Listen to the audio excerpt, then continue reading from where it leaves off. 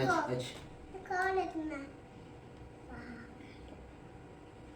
والضحى والليل إذا سجى ما ودعك ربك وما قلى وللآخرة خير لك من الأولى ولسوف يعطيك ربك فترضى ألم يجدك يتيما فآوى ووجدك ضالا